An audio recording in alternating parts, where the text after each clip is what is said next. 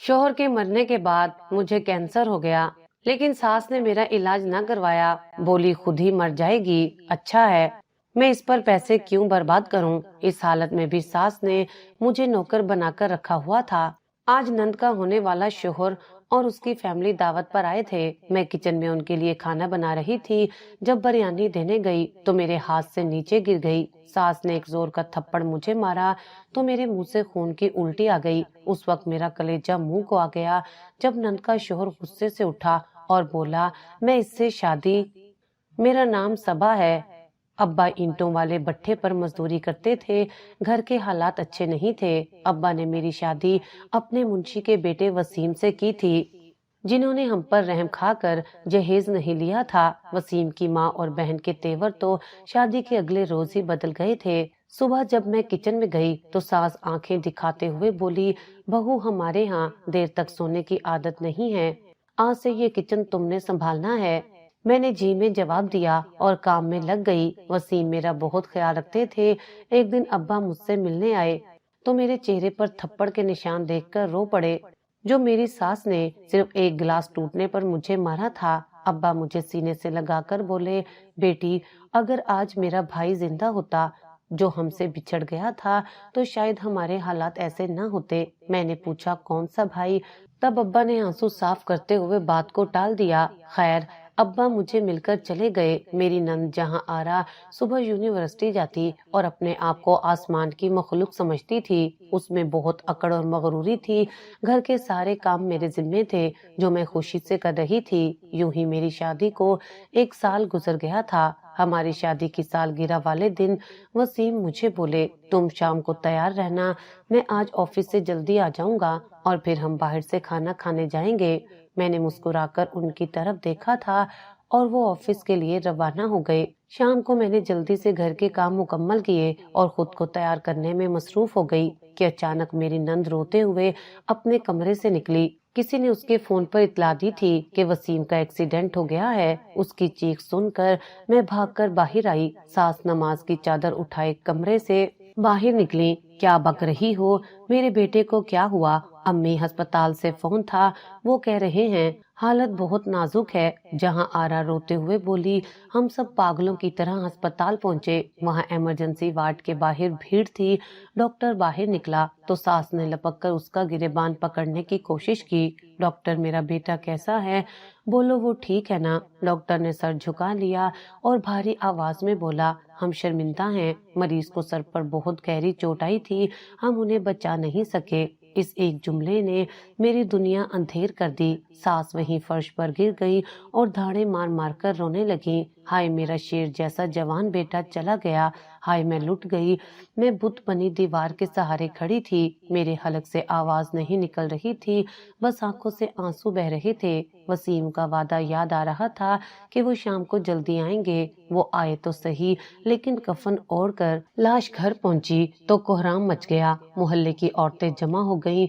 अभी जनाजा उठा भी नहीं था कि सास का रवैया मेरे साथ बदलना शुरू हो गया। मैं वसीम के चेहरे के पास बैठी रो रही थी कि सास ने मुझे बाजू से पकड़कर जोर से झिंझोड़ा। परे हट मनहूस, खा गई मेरे बेटे को। अभी साल नहीं गुजरा और तूने मेरा घर उजाड़ दिया। ये सब तेरे मनहूस कदमों का असर है।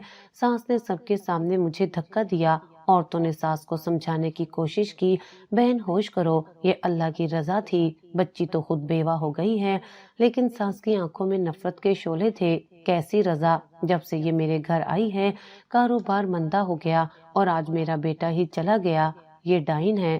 तदफैन के बाद अब्बा और अम्मा मुझे लेने आए। अब्बा का चेहरा जर्द था और वो बहुत कमजोर लग रहे थे। वसीम के गम ने उन्हें भी तोड़ दिया था।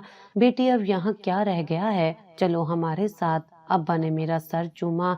मैं अपना सामान समेटने लगी तो मेरी नजर अपनी तीनों कवारी बहनों पर पड़ी जो एक कोने में सहमी खड़ी थी।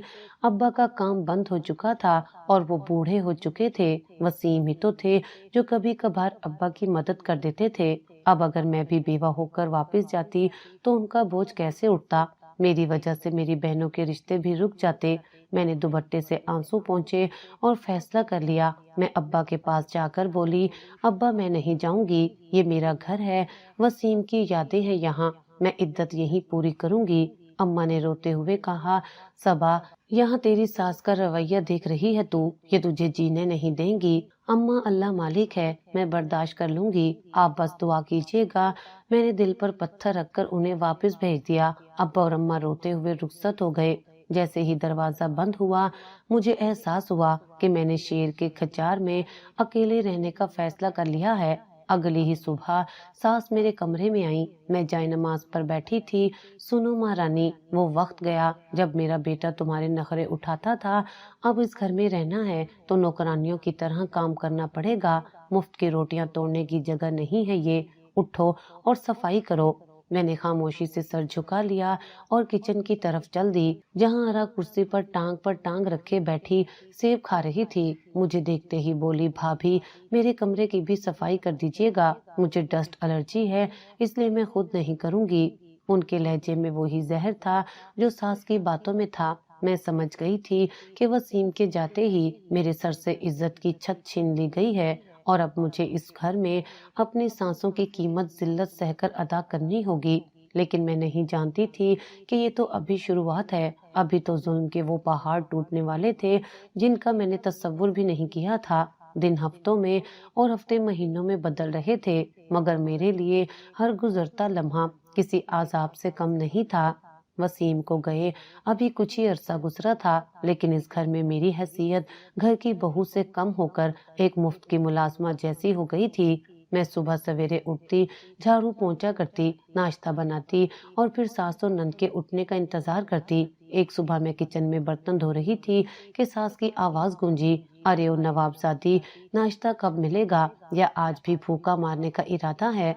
मैं जल्दी से हाथ पोंछती हुई ट्रे लेकर डाइनिंग टेबल पर पहुंची, जहां आरा पहले से कुर्सी पर बैठी थी। मैंने लरसते हाथों से चाय का कप सास के आगे रखा।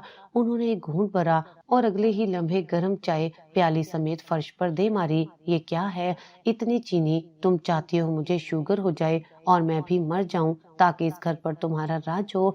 वो चीखी। मैं सहम कर पीछे हटी।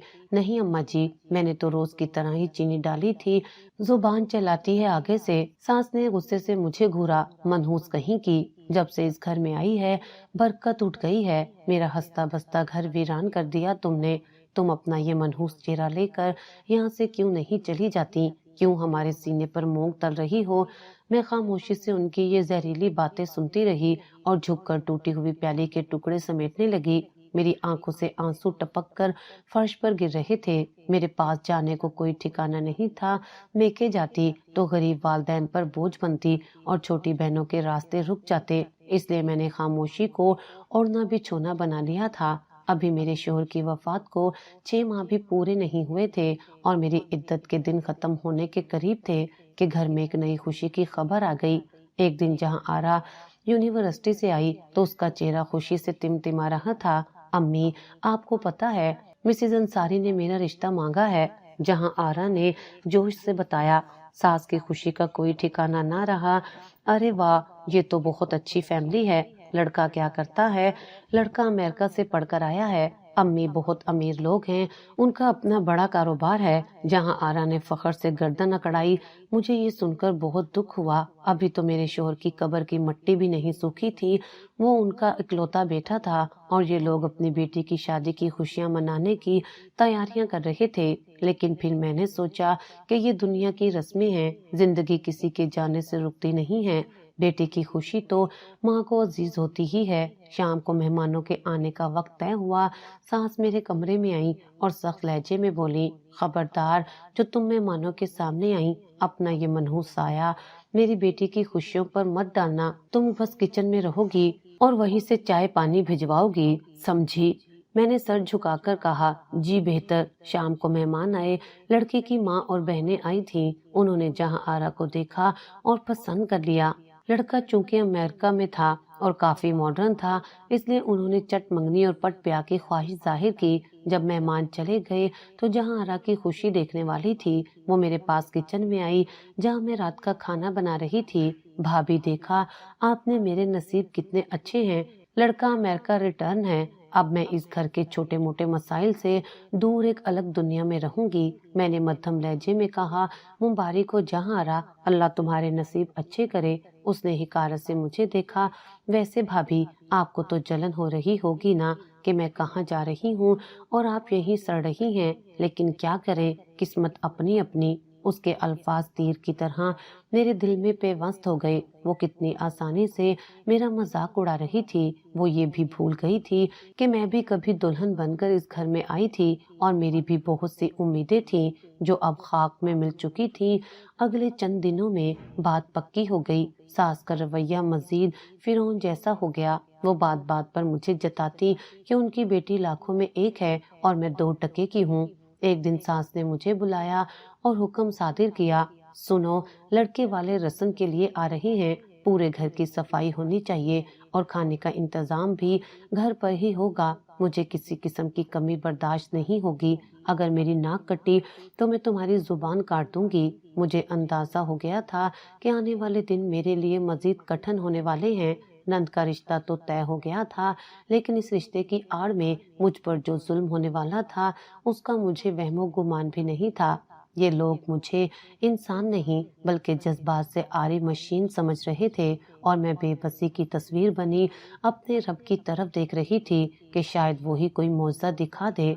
मगर मुझे मालूम नहीं था कि मौजज़ा होने से पहले मुझे जिल्लत की गहरी खाइयों से गुजरना पड़ेगा।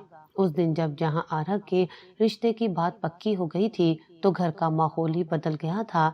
अभी हम इस खबर को हजम कर रहे थे कि जहाँ आरा यूनिवर्सिटी से भागती हुई आई और आते ही उसने पूरे घर को सर पर उठा लिया। अम्मी, अम्मी कहाँ हैं आप? जल्दी बाहर आएं, बहुत बड़ी खुशखबरी है। सास घबराकर कमरे से बाहर निकली। क्या हुआ बेटी, खैरियत तो है? जहाँ आरा का चेहरा खुशी से टिमटिमा रहा था वो अपनी माँ के गले लग गई और बोली, अम्मी, आप यकीन नहीं करेंगी, अदील का फोन आया था। उनकी प्रमोशन हो गई है। वो अब असिस्टेंट कमिश्नर नहीं रहे बल्कि डिप्टी कमिश्नर बन गए हैं। उन्हें जिले का चार्ज मिल गया है। ये सुनते ही सास के तो पांव जमीन पर नहीं टिक रहे थे। उन्होंने फौरन आसमान की तरफ हाथ उठाकर दुआ मांगी, या अल्लाह तेरा लाख लाख शुक्र है, मेरी बेटी तो अब राज करेगी, डिप्टी कमिश्नर की बीवी बनेगी। मैं कोने में खड़ी ये सब सुन रही थी। जहां आरा ने तिरछी नजरों से मेरी तरफ देखा और तंजिया अंदाज में बोली, अम्मी, अब तो हर ऐरे गैरे की औकात मेरे सामने 2 टके की है। लोग तरसते हैं ऐसी किस्मत को। मेरा शोहर पूरे शहर का अफसर होगा। सास ने फखर से बेटी का माथा चूमा। हाँ मेरी बच्ची, अब तो लोग हमारी जूतियों के बराबर भी नहीं रहे। तुम देखना, तुम्हारी शादी कैसी धूमधाम से करूंगी कि दुनिया देखती रह जाएगी। इस खबर के बाद जहां आरा के ससुराल वालों की तरफ से पैगाम आया कि वो पूरी फैमिली के साथ खाने पर आ रहे हैं ताकि रिश्ते को बकायदा हतमी शक्ल दी जा सके। सास चाहती थी कि उन्हें अपने घर दावत पर बुलाया जाए ताकि उन्हें पता चल सके कि ये लोग कितने मेहमान नवाज हैं। लड़के वाले अमीर कबीर थे और मेरी सास अपनी नाक ऊंची रखना चाहती थी।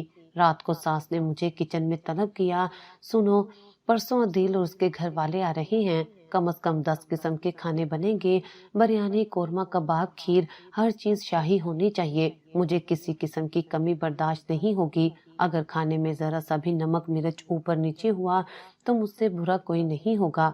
मैंने डरते डरते कहा, अम्मा जी, अकेले इतना सब कुछ कैसे बनाऊंगी? क्या कोई मदद के लिए आएगा?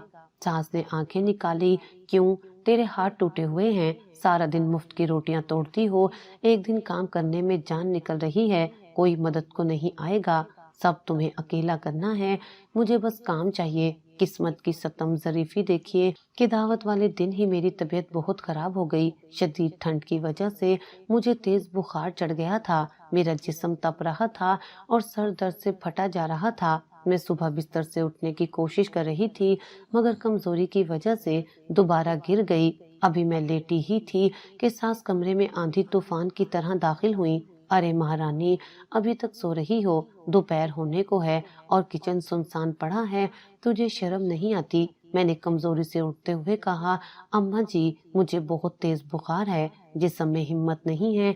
आज मुझे छुट्टी दे दे, मैं कल सारा काम कर लूंगी। सास ने ये सुनते ही एक जोरदार झटके से मेरा बाजू पकड़कर मुझे बिस्तर से नीचे उतारा। बहाने मत बना, आज मेरी बेटी के ससुराल वाले आ रहे हैं और तू यहाँ नखरे दिखा रही है। मेरा बेटा खा गई और अब मेरी बेटी की खुशियों को नजर लगाना चाहती हो? اٹھو اور جا کر کام سنبھالو ورنہ وہ حشر کروں گی کہ قیامت تک یاد رکھے گی۔ ان کا رویہ اتنا ظالمانہ تھا کہ میں دنگ رہ گئی۔ تیز بخار میں میرا جسم کانپ رہا تھا لیکن ان کی آنکھوں میں ذرا سی بھی ہمدردی نہیں تھی۔ وہ مجھے دھکیلتی ہوئی کچن کی طرف لے گئیں۔ خبردار، جو کچن سے باہر قدم نکالا، جب تک سارا کھانا تیار نہیں ہو جاتا تمہیں پانی پینے کی بھی اجازت نہیں ہے۔ میں لڑکھڑاتے قدموں کے ساتھ کچن میں پہنچی۔ آنکھوں کے آگے اندھیرا چھا رہا تھا مگر میں نے برتن دھونے شروع کر دیے۔ ٹھنڈے پانی نے میرے بخار کو اور تیز کر دیا۔ برتن دھوتے ہوئے مجھے بے اختیار وسیم یاد آ گئے۔ وہ ہوتے تو شاید مجھے ایک گلاس پانی بھی اٹھانے نہ دیتے اور آج میں جانوروں سے بھی بدتر زندگی گزار رہی تھی۔ میں روتی جا رہی تھی اور مثالیں بھون رہی تھی۔ دل کر رہا تھا کہ سب چھوڑ کر بھاگ جاؤں، ماں باپ کے گھر چلی جاؤں، لیکن پھر چھوٹی بہنوں کے معصوم چہرے آنکھوں کے سامنے آ گئے تو میں نے لب سی لیے۔ اگر میں گھر گئی تو میرے بیوہ ہونے کا دھبا ان کی زندگیوں کو بھی متاثر کرے گا۔ شام ہو چکی تھی، مہمانوں کے آنے کا وقت قریب تھا۔ کچن میں کھانوں کی خوشبو پھیلی ہوئی تھی لیکن میرے لیے یہ خوشبو بھی عذاب بنی ہوئی تھی۔ میں نے دیوار کا سہارا لے کر خود کو گرنے سے بچایا۔ ابھی میں آخری ڈش تیار کر رہی تھی کہ ساس دوبارہ کچن میں آئیں۔ انہوں نے دیگچوں کے ڈھکن اٹھا کر دیکھا۔ کھانا تو ٹھیک لگ رہا ہے لیکن یاد رکھنا مہمانوں کے سامنے اپنی منحوس صورت مت دکھانا، بس کھانا لگا کر غائب ہو جانا۔ اگر کسی چیز کی کمی ہوئی تو آج کی ساری رات تم باہر صحن میں ٹھنڈے فرش پر گزارو گی، تمہیں کمرے میں داخل ہونے نہیں دوں گی۔ میں نے ڈر کے مارے جلدی سے اس بات میں سر ہلا دیا۔ کسی چیز کی کمی نہیں ہوگی اماں جی۔ باہر گاڑیوں کے رکنے کی آواز آئی۔ مہمان آ چکے تھے۔ میرے دل کی دھڑکن تیز ہو گئی کیونکہ اب مجھے بھاری ڈشیں اٹھا کر ڈائننگ ٹیبل تک لے جانی تھی۔ بخار سے میرا جسم ٹوٹ رہا تھا لیکن میں نے ہمت جمع کی اور پہلی ڈش اٹھائی۔ مجھے نہیں معلوم تھا کہ اگلا 1 گھنٹہ میری زندگی میں کتنا بڑا طوفان لانے والا ہے۔ میں نے ایک آخری نظر دسترخوان پر ڈالی تاکہ تسلی کر سکوں کہ کوئی کمی تو نہیں رہ گئی۔ میری ٹانگیں بخار کی شدت سے کانپ رہی تھی لیکن دماغ میں ساس کی دھمکی گونج رہی تھی کہ اگر کوئی غلطی ہوئی تو ساری رات ٹھنڈے صحن میں گزارنی پڑے گی۔ ڈرائنگ روم سے مہمانوں کے کہکوں کی آوازیں آ رہی تھی۔ ساس اور جہاں آرا کی ہنسی سب سے بلند تھی جو اپنی امارت اور خوش قسمتی کا روب جھاڑ رہی تھی۔ میں نے ہمت کر کے کھانے کے ڈونگے اٹھائے اور ڈائننگ روم کی طرف قدم بڑھائے۔ مہمانوں میں جہاں آرا کی ہونے والی ساس، ان کی بیٹی اور وہ لڑکا عدیل موجود تھے جو اب ڈپٹی کمشنر بن چکا تھا۔ وہ سب کرسیوں پر بیٹھے تھے۔ مجھے دیکھتے ہی کمرے میں ایک لمحے کے لیے خاموشی چھا گئی۔ میں نے نظریں جھکائے کانپتے ہاتھوں سے چاولوں کی ڈش میز پر رکھی۔ عدیل کی والدہ نے میری طرف غور سے دیکھا اور پھر میری ساس سے مخاطب ہوئی، بہن جی یہ لڑکی کون ہے؟ پہلے تو کبھی اسے نہیں دیکھا۔ کیا کوئی نئی ملازمہ رکھی ہے آپ نے؟ یہ سوال سن کر میرے دل پر خنجر چلا۔ میں اسی گھر کی بہو تھی، اسی خاندان کی عزت تھی، لیکن آج میری پہچان مٹائی جا رہی تھی۔ میری ساس نے بڑی بے نیازی سے جواب دیا، ارے نہیں یہ بہن، یہ دور کی غریب رشتہ دار ہے، اس کا شوہر مر گیا تھا اور پیچھے کوئی تھا نہیں تو ہم نے ترس کھا کر اسے پناہ دے دی ہے۔ بس گھر کے چھوٹے موٹے کام کر لیتی ہے اور روٹی ٹکڑا کھا لیتی ہے۔ ہم تو نیکی سمجھ کر رہے ہیں۔ میں حیران رہ گئی کہ وہ کتنی صفائی سے جھوٹ بول رہی تھی اور مجھے گھر کی نوکرانی بنا کر پیش کر رہی تھی۔ میں نے ضبط کے گھونٹ پیے اور خاموشی سے کچن کی طرف پلٹ گئی تاکہ سالن کا بڑا ڈونگا لا سکوں۔ میری آنکھوں میں آنسو تیر رہے تھے مگر میں انہیں بہنے نہیں دے سکتی تھی۔ میں کچن سے قورمے کا بھاری ڈونگا اٹھا کر واپس آئی۔ بخار اب میرے دماغ کو چڑھا ہوا تھا۔ جیسے ہی میں میز کے قریب پہنچی اچانک میری آنکھوں کے آگے اندھیرا چھا گیا۔ چکر اتنا شدید تھا کہ میرے قدم لڑکھڑا گئے اور میرے ہاتھوں کی گرفت کمزور پڑ گئی۔ ایک زوردار آواز کے ساتھ قورمے کا گرم ڈونگا میرے ہاتھ سے پھسل کر سیدھا قالین پر جا گرا۔ گرم سالن چاروں طرف پھیل گیا اور کانچ کے ٹکڑے بکھر گئے۔ مہمان گھبرا کر اپنی اپنی جگہ سے اٹھے۔ یہ منظر دیکھتے ہی میری ساس کا چہرہ غصے سے لال ہو گیا۔ وہ اپنی جگہ سے اٹھی اور بجلی کی تیزی سے میرے پاس پہنچی۔ اس سے پہلے کہ میں کچھ کہہ پاتی یا معافی مانگتی، انہوں نے سب کے سامنے پوری قوت سے ایک زوردار تھپڑ میرے منہ پر دے مارا۔ منحوس اندھی ہو کیا؟ ساس کی آواز پورے گھر میں گونجی۔ دیکھا آپ نے بہن جی، اس لیے میں اسے مہمانوں کے سامنے نہیں لاتی۔ اس نے اپنی نحوست یہاں بھی پھیلا دی، اتنا مہنگا قالین اور سارا کھانا برباد کر دیا۔ मेहमान हैरानगी से कभी मुझे और कभी मेरी सास को देख रहे थे। मेरे गाल पर सास की उंगलियों के निशान छप गए थे और आंसू अब झलक पड़े थे। सास का गुस्सा अभी ठंडा नहीं हुआ था। उन्होंने मेरा बाजू दबोच लिया और झिंझोड़ते हुए बोली, पहले मेरे जवान बेटे को खा गई और अब मेरी बेटी की खुशियों को आग लगाने चली है। तुम्हें तो घर में रखना ही सबसे बड़ी गलती थी। मैंने कहा था ना कि आज कोई गलती नहीं होनी चाहिए, लेकिन तुम बाज नहीं आई। अदील जो खामोशी से सब देख रहा था, उसके चेहरे के तासुरात बदल रहे थे, लेकिन मेरी सांस अपने ही रों में बहती जा रही थी। निकल जाओ मेरी नजरों के सामने से, और याद रखना आज की रात तुम्हें घर के अंदर पनाह नहीं मिलेगी। दफा हो जाओ। मैं रोते हुए वहीं जमीन पर बैठकर कांच के टुकड़े चुनने लगी। मेरी हथेली में कांच चुभ रहा था, लेकिन दिल का दर्द उससे कहीं ज्यादा था। सब मेहमान मुझे हकारत से देख रहे थे, सिवाय उस एक शख्स के जिसकी नजरों में उस वक्त अजीब सी कैफियत थी। मैं नहीं जानती थी कि मेरा ये गिरा हुआ आंसू और जमीन पर बिखरा हुआ सालन मेरी तकदीर का फैसला करने वाला है। सास अभी मजीद कुछ कहने ही वाली थी कि अचानक एक ऐसी आवाज आई जिसने सबको साकित कर दिया। सास का हाथ दोबारा फिजा में बुलंद हुआ ही था कि मैंने डर के मारे अपनी आंखें बंद कर ली। मैं अगले थप्पड़ की मुंतजिर थी जो मेरी रूह को मजीद घायल करने वाला था, मगर वो थप्पड़ मेरे गाल तक नहीं पहुंचा। हाल में गरजदार और रोबदार आवाज गूंजी जिसने वहां मौजूद हर शख्स को साकित कर दिया। बस करें, बहुत हो गया। ये आवाज किसी और की नहीं बल्कि डिप्टी कमिश्नर अदील की थी। मैंने घबरा कर आंखें खोली कि अदील अपनी निशस्त से खड़े हो चुके थे और उनका चेहरा गुस्से से सुर्ख हो रहा था। उनकी वालदा और बहन भी हैरानगी से उन्हें देख रही थी। मेरी सास का हाथ हवा में ही मुअल्लक रह गया। उन्होंने बुखलाकर अदील की तरफ देखा। उनके चेहरे पर हवाइयां उड़ने लगीं। बेटा, तुम क्यों परेशान होते हो? ये तो घर के मामूली मामलात हैं। इन नौकरानियों को सीधा करने के लिए कभी कभी सख्ती करनी पड़ती है। तुम बैठो, खाना ठंडा हो रहा है। सास ने मुस्कुराने की नाकाम कोशिश की। नौकरानी? अदील ने सवालिया अंदाज में सास को देखा और फिर कदम बढ़ाकर मेरे करीब आए। मैं जमीन पर बैठी कांच के टुकड़े मुट्ठी में दबाए कांप रही थी। अदील ने मेरी सास की आंखों में आंखें डालकर कहा, अभी थोड़ी देर पहले आपने कहा था कि ये आपकी दूर की रिश्तेदार है। क्या आप अपने रिश्तेदारों के साथ ऐसा सलूक करती हैं? और अगर ये मुलाजमा भी है तो क्या मुलाजिम इंसान नहीं होते? जहां आरा फौरन अपनी माँ की हिमायत में बोल पड़ी, अदील, आप इस 2 टके की औरत की वजह से हमसे नाराज हो रहे हैं। आपको नहीं मालूम ये कितनी बदतमीज है। इसने जानबूझकर सालन गिराया है ताकि हमारा मजाक किरकिरा कर सके। अदील ने तल्ख नजरों से जहां आरा को देखा। जानबूझकर क्या? तुम अंधी हो? पिछले आधे घंटे से मैं इसे नोट कर रहा हूँ। ये लड़की बुखार में तप रही है, इसके हाथ कांप रहे हैं, इसका चेहरा जर्द है। इसे आराम की जरूरत थी और तुम लोगों ने इसे बेकार कैंप का कैदी बना रखा है। अदील की बात सुनकर सास के पैरों तले से जमीन निकल गई। वो सफाइयां पेश करने लगी। अरे बेटा, तुम गलत समझ रहे हो। हम तो इसे बहुत प्यार से रखते हैं। आज सिर्फ काम ज्यादा था इसलिए इसे कह दिया। अदील ने सास की बात काट दी। सबके सामने इसे थप्पड़ मारना और जलील करना प्यार है? इसे मनहूस कहना प्यार है?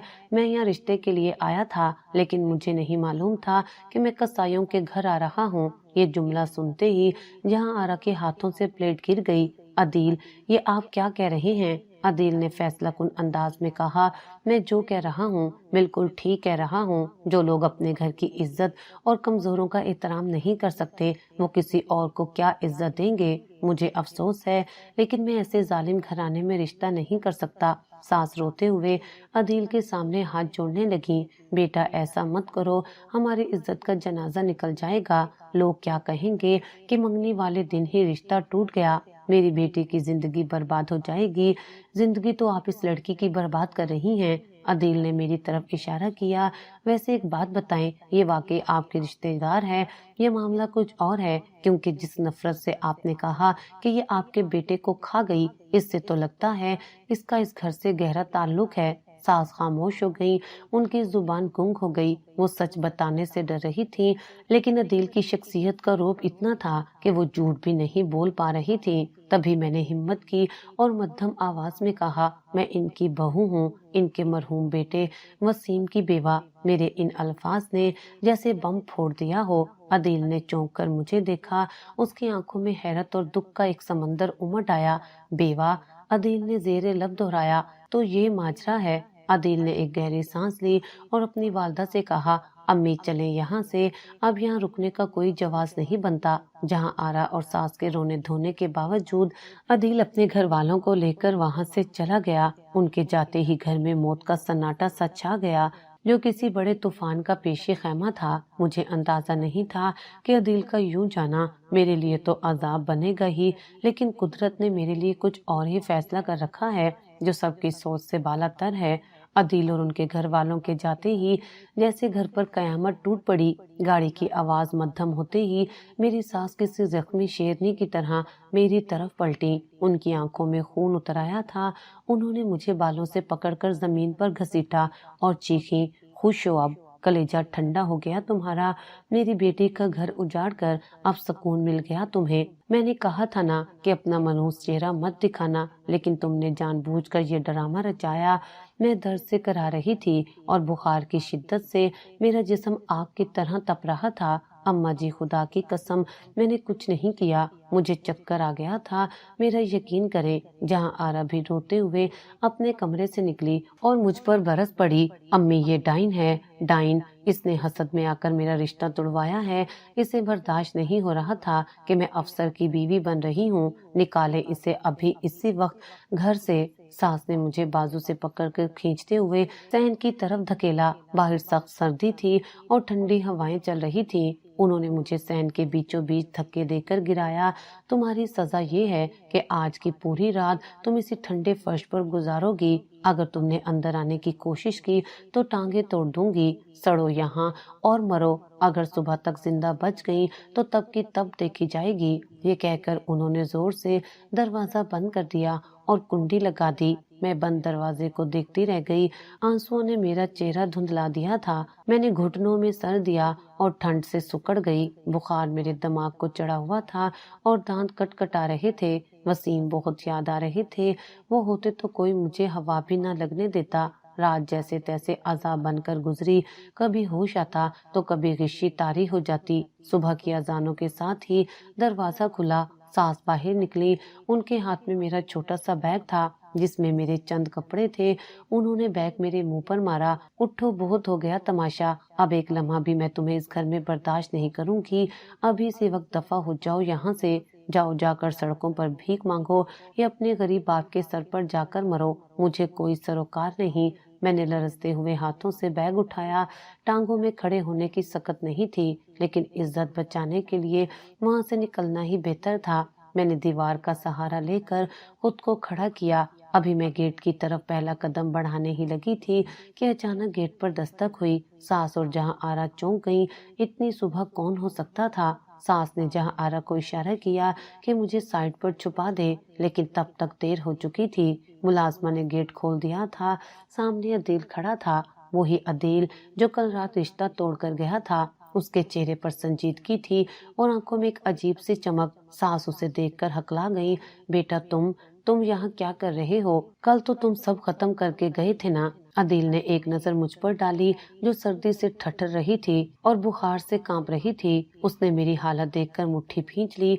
मैं सब खत्म करके गया था आंटी, लेकिन एक चीज अधूरी रह गई थी। अदील ने मजबूत लहजे में कहा, मैं पूरी रात सो नहीं सका। एक बोझ था दिल पर, उसे ही उतारने आया हूँ। जहाँ आरा की आंखों में उम्मीद की किरण जागी। क्या आप माफी मांगने आए हैं? अदील, क्या आपने अपना फैसला बदल लिया है? मैं जानती थी आप मुझे छोड़कर नहीं जा सकते। अदील ने जहां आरा की बात का कोई जवाब नहीं दिया और सीधा चलता हुआ मेरे करीब आ गया। सास चीखी, खबरदार, इस मनहूस के पास मत जाना। हम इसे घर से निकाल रहे हैं, ये इसी काबिल है। अदील ने मुड़कर सास को देखा और एक ऐसा जुमला कहा जिसने जमीनों आसमान हिला दिए। जिसे आप घर से निकाल रही हैं, मैं उसी को लेने आया हूँ। सास और जहां आरा पत्थर की हो गई। انہیں اپنے کانوں پر یقین نہیں آ رہا تھا۔ میں خود حیرت کے سمندر میں غرق تھی کہ یہ اجنبی شخص جو کل تک مجھے جانتا بھی نہیں تھا میرے لیے واپس کیوں آیا ہے۔ کیا وہ مجھ پر ترس کھا رہا ہے؟ یہ معاملہ کچھ اور ہے۔ مجھے کیا معلوم تھا کہ عدیل کی واپسی صرف ہمدردی نہیں بلکہ ایک ایسا بندھن ہے جو صدیوں سے لکھا جا چکا تھا۔ عدیل کے منہ سے یہ جملہ سن کر کہ وہ مجھے لینے آیا ہے، میری ساس اور جہاں آرا کے چہروں کا رنگ فک ہو گیا۔ ساس نے ایک زوردار کہکا لگایا جیسے انہیں عدیل کی دماغی حالت پر شک ہو گیا ہو۔ تم ہوش میں تو ہو بیٹا؟ لگتا ہے تم نے میری بات سنی نہیں۔ یہ میرے بیٹے کی بیوہ ہے، اس نے میرے ہنستے بستے گھر کو برباد کر دیا ہے۔ تم اسے لے جا کر کیا کرو گے؟ اپنے گھر میں ملازمہ رکھو گے؟ ساس نے زہر خند لہجے میں کہا۔ عدیل نے سنجیدگی سے ساس کی طرف دیکھا اور انتہائی ٹھہراؤ کے ساتھ بولا، نہیں آنٹی، میں اسے ملازمہ بنا کر نہیں لے جا رہا، میں اسے عزت دینے آیا ہوں، میں صبر سے شادی کروں گا۔ یہ الفاظ کسی دھماکے سے کم نہیں تھے۔ جہاں آرا کے منہ سے بے اختیار چیخ نکل گئی، شادی؟ عدیل آپ پاگل ہو گئے ہیں؟ آپ مجھ جیسی پڑھی لکھی اور خوبصورت لڑکی کو چھوڑ کر اس جاہل اور بیوہ عورت سے شادی کریں گے؟ یہ تو ہمارے گھر کی نوکرانی بننے کے قابل بھی نہیں ہے۔ عدیل نے غصے سے جہاں آرا کو خاموش رہنے کا اشارہ کیا، بس ایک لفظ اور نہیں۔ خوبصورتی چہرے میں نہیں، انسان کے کردار اور ظرف میں ہوتی ہے، جو تم لوگوں میں مجھے کہیں نظر نہیں آئی۔ میری ساس غصے سے کانپنے لگی۔ وہ میرے قریب آئیں اور چیخ کر بولیں، یہ میرے بیٹے کی بیوہ ہے، یہ آپ کیا کہہ رہے ہیں؟ لوگ کیا کہیں گے؟ ڈپٹی کمشنر ایک بیوہ سے شادی کر رہا ہے جس کا شوہر ابھی کچھ مہینے پہلے مر گیا تھا۔ کیا تمہیں دنیا کی کوئی اور لڑکی نہیں ملی؟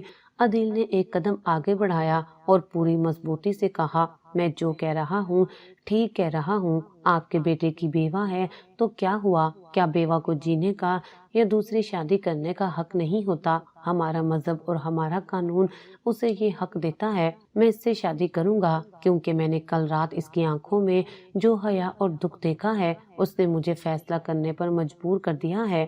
میں دیوار سے ٹیک لگائے یہ سب سن رہی تھی اور مجھے یقین نہیں آ رہا تھا کہ یہ سب حقیقت ہے۔ بخار کی وجہ سے میرا سر چکرا رہا تھا لیکن عدیل کی باتیں میرے دل کو عجیب سا سکون دے رہی تھیں۔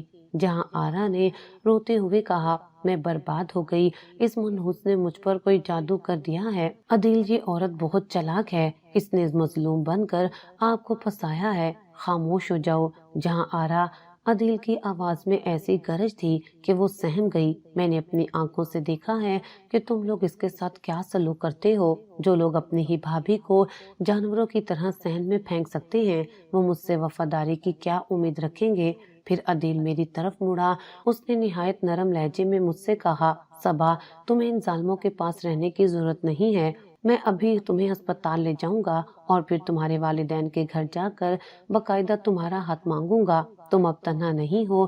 ساس نے راستہ روکنے کی کوشش کی، میں اسے یہاں سے نہیں جانے دوں گی، یہ میرے گھر کی عزت ہے۔ عدیل نے تلخ مسکراہٹ کے ساتھ کہا، عزت تو آپ نے رات ہی صحن میں پھینک دی تھی، اب یہ آپ کے گھر کی عزت نہیں بلکہ میری ہونے والی ذمہ داری ہے، ہٹ جائیں راستے سے۔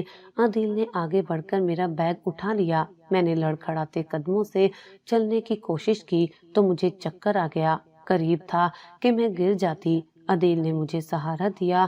اس وقت ساس اور جہاں آرا کی آنکھوں میں جو شکست اور غصہ تھا وہ دیکھنے والا تھا۔ وہ اپنی ہی بچھائی ہوئی سازشوں کے جال میں بری طرح پھنس چکی تھی۔ عدیل مجھے گاڑی میں بٹھا کر لے گیا۔ پیچھے مڑ کر میں نے اس گھر کو دیکھا جہاں میں نے ذلت کی انگت لمحے گزارے تھے۔ مجھے نہیں معلوم تھا کہ عدیل مجھ پر اتنا مہربان کیوں ہے، لیکن گاڑی میں بیٹھتے ہی مجھے احساس ہوا کہ میرے سر سے کالی رات کا سایہ ہٹ رہا ہے۔ ایک نئی صبح طلوع ہونے والی ہے، مگر یہ نئی صبح اپنے دامن میں ایک ایسا راز چھپائے ہوئے تھی جو میری زندگی کو مکمل طور پر بدلنے والا تھا۔ گاڑی میرے میکے کی گلی میں رکی تو میرا دل زور زور سے دھڑک رہا تھا۔ عدیل نے گاڑی کا دروازہ کھولا اور مجھے سہارا دے کر باہر نکالا۔ دروازے پر دستک ہوئی تو ابا باہر نکلے۔ مجھے اس خستہ حالت میں دیکھ کر ان کے ہاتھ سے تسبیح گر گئی۔ صبا بیٹی، یہ کیا حالت بنا رکھی ہے تم نے؟ ابا کی آواز بھر آ گئی۔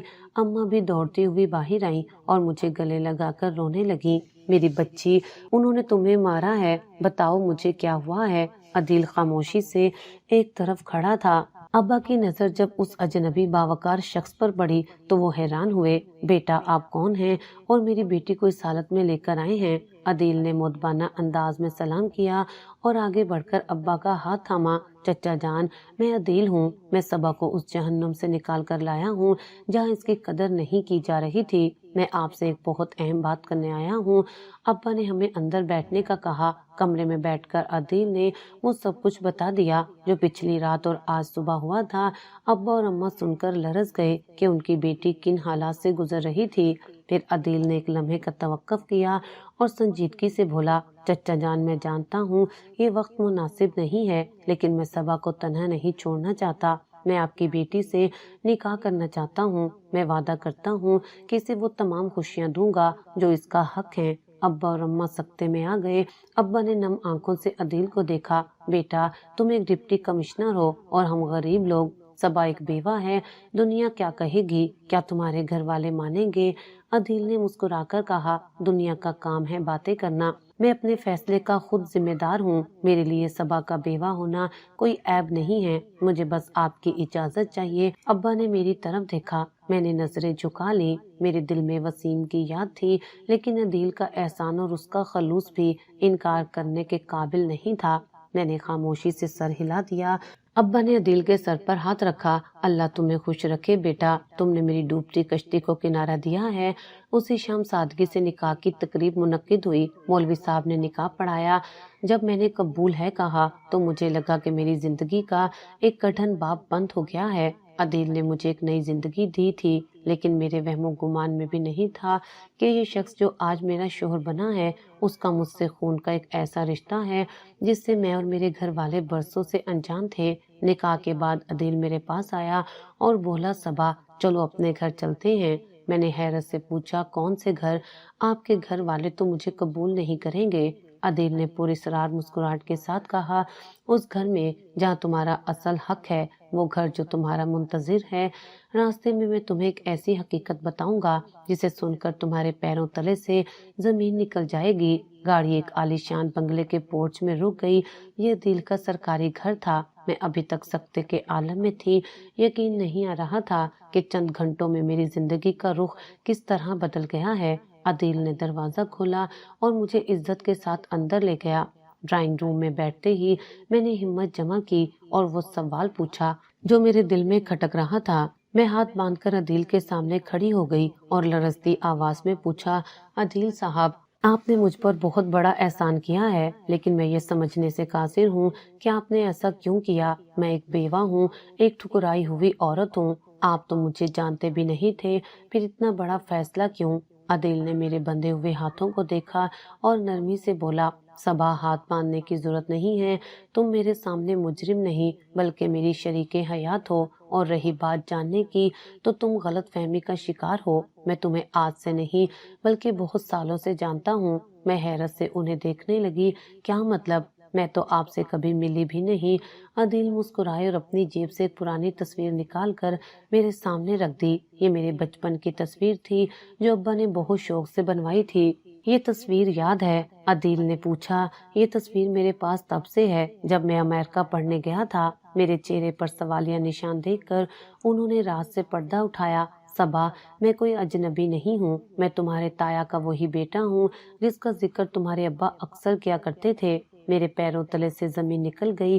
تایا کا بیٹا؟ لیکن وہ تو، ہاں وہ میں ہی ہوں۔ عدیل نے بات مکمل کی، میرے والدین یعنی تمہارے تایا اور تائی کے پاس اولاد تھی، لیکن میری ماں کی بہن یعنی میری منہ بولی ماں اور تمہاری خالہ کے پاس اولاد نہیں تھی، اس لیے بچپن میں مجھے انہیں دے دیا گیا تھا۔ میں وہیں پلا بڑھا اور پھر باہر چلا گیا۔ میں تم سے کبھی ملا نہیں تھا، لیکن چچا جان، تمہارے والد اکثر خطوں کے ساتھ تمہاری تصویریں بھیجا کرتے تھے۔ میں نے تصویروں میں تمہاری سادگی اور معصومیت دیکھی تو دل ہار بیٹھا تھا، میری آنکھوں میں آنسو آ گئے۔ یہ وہی بچھڑا ہوا رشتہ تھا جس کے لیے ابا اداس رہتے تھے۔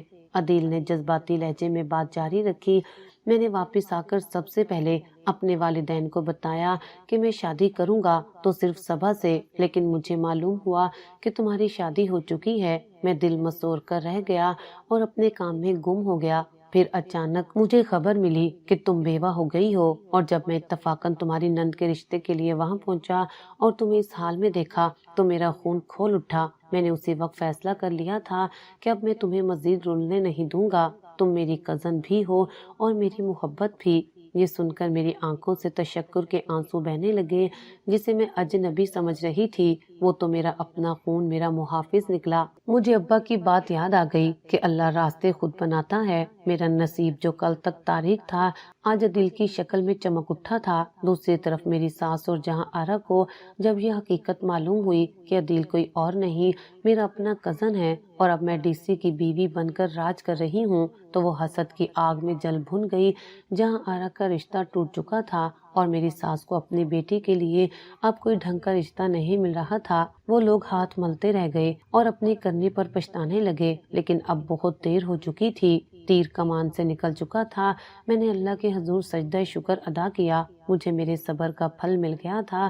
وسیم کی وفات اور ساس کے ظلم کے بعد اللہ نے مجھے عزت اور محبت کے ایسے مقام پر پہنچا دیا تھا جس کا میں نے تصور بھی نہیں کیا تھا۔ بے شک انسان تدبیر کرتا ہے لیکن فیصلے اللہ کے ہوتے ہیں۔ جو لوگ صبر کا دامن تھامے رکھتے ہیں اور دوسروں کا حق نہیں مارتے، اللہ انہیں وہاں سے نوازتا ہے جہاں سے ان کا گمان بھی نہیں ہوتا، اور جو لوگ تکبر اور ظلم کرتے ہیں ان کا انجام ہمیشہ عبرتناک ہوتا ہے۔